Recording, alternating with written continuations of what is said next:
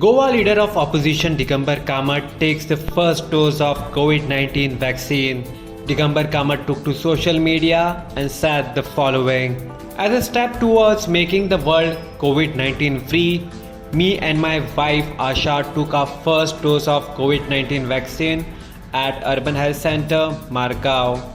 I humbly appeal to all to take the vaccine for healthy living and long life.